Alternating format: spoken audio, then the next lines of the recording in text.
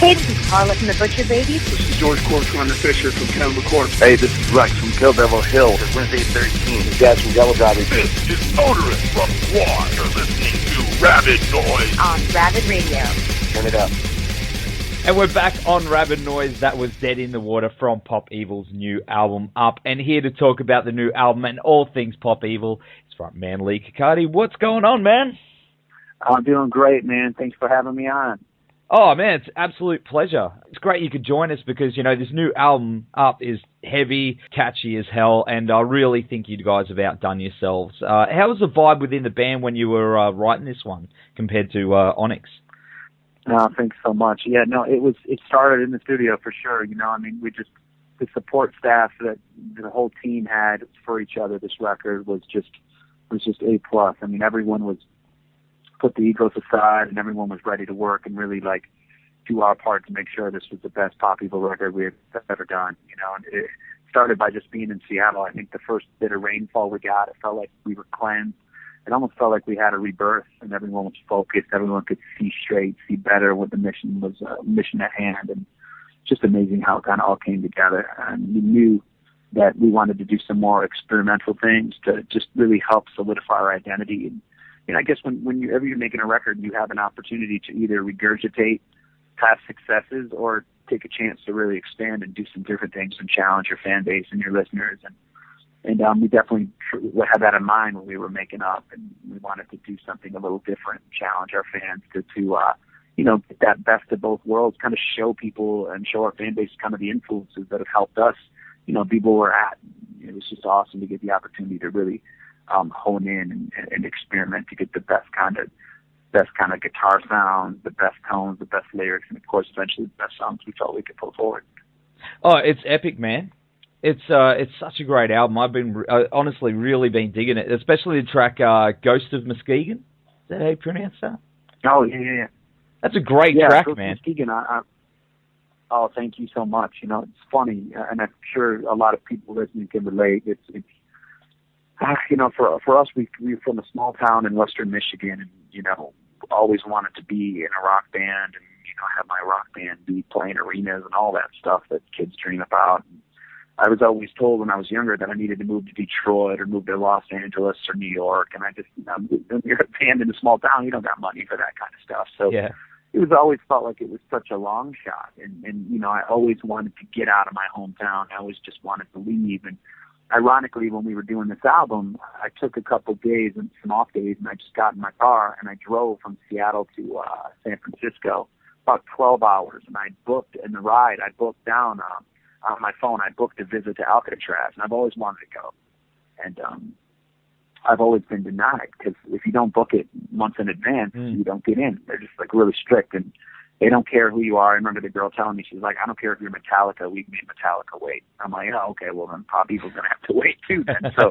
So I finally got to go to Alcatraz, and I remember sitting on Alcatraz, and I was in one of the cells, and I was looking off, and all I could see was the Golden Gate through the cell, and the waves kind of blowing. And I was like, wow. Ironically, I've been searching my whole life, couldn't wait to get out of my hometown. All of a sudden, I found the Ghost of Muskegon. Muskegon, Michigan is the city where I grew up.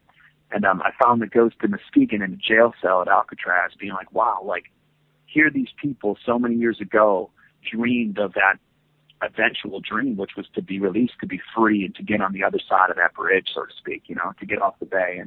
And here I was, you know, searching for my own identity with my band and with this song. And it reminded me that all these waves are kind of going by in the bay while, you know, you're doing your thing in Australia, I'm doing my thing in Michigan. It's like so many waves, all the noise you could make, but still nobody knows. And of course, it's so metaphorical to a musician's journey. It's like, it doesn't matter how much success you have.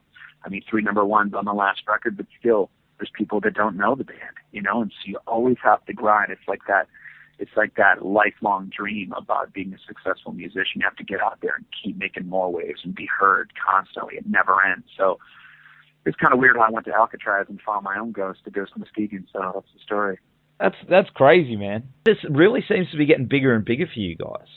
It really has, you know, and we know that, and that's why with this record, we really wanted to stay focused, hence just calling it Up. You know, it's like there's so many things to complain about, and I've been guilty myself. Like, what if this was 20 years ago? What if this and that? It's like, look, man, putting that all away. Like, the bottom line is we're here, we're having success.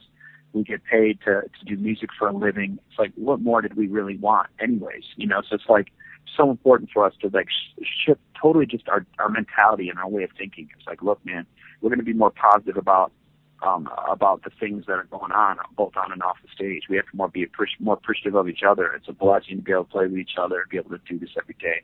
Instead of complaining, I think that positive energy leads to positive things. I stopped drinking in December. I've been just all about making sure my vocal is ready to go. I mean, every album gets bigger, every album cycle gets longer.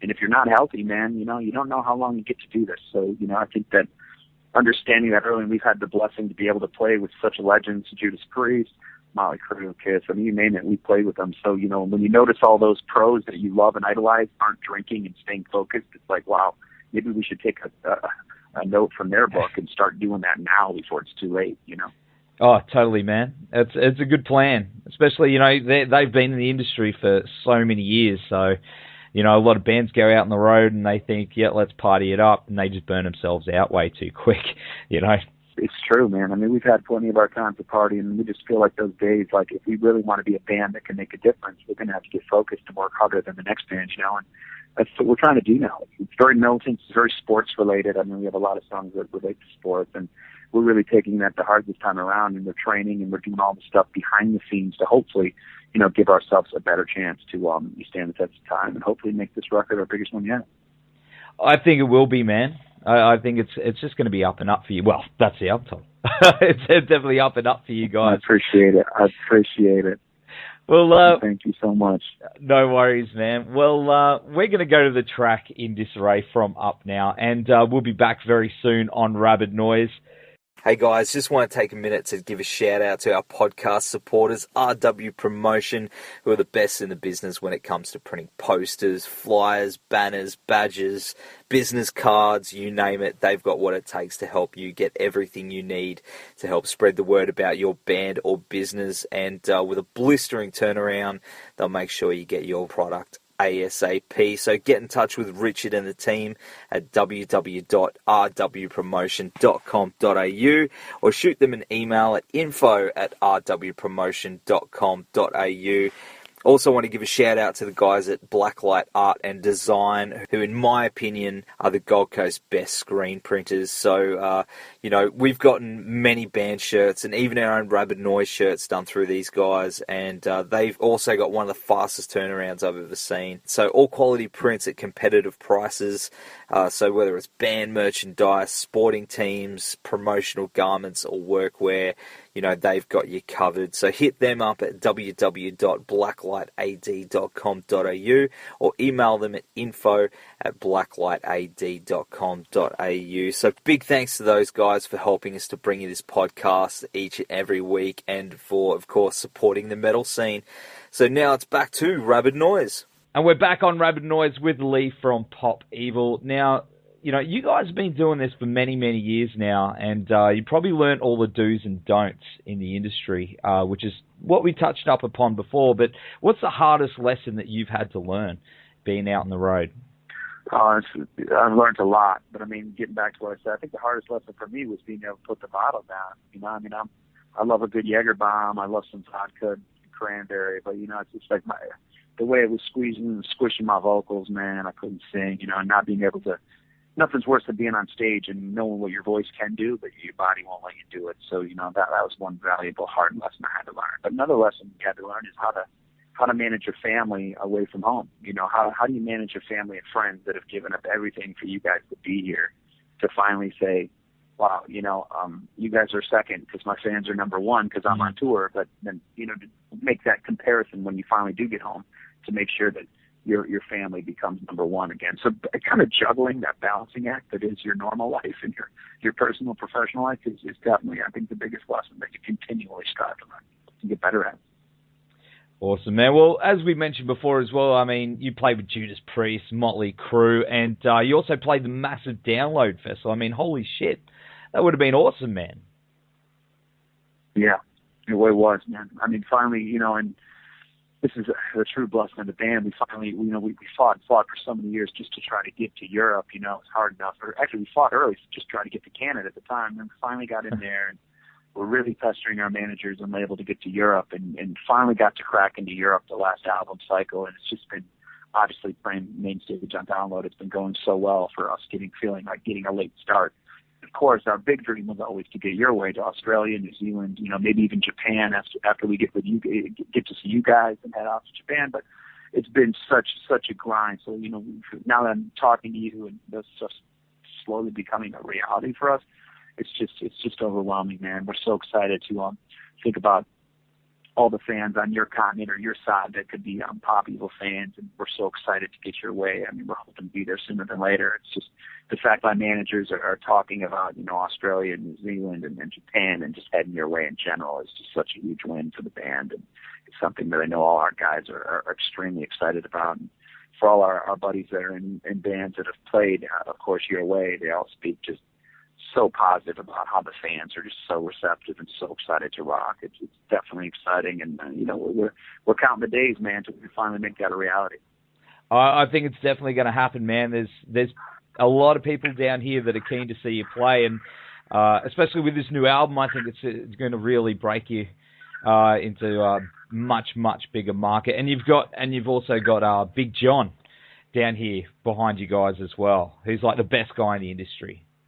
Yeah, it really do. It's just amazing to see how fast everything's kind of moving, and to think the album's not even out yet. So we're just trying to stay healthy, just brace ourselves, because if it is anything like that, I mean, it's going to be a crazy couple of years for us personally. So we're just excited, man. I mean, I don't think it's really hit any of us yet. We're all just kind of getting anxiously excited about getting this music out there to our fan base, and just seeing what happens. Have you ever been to Australia yourself, like holiday or anything like that?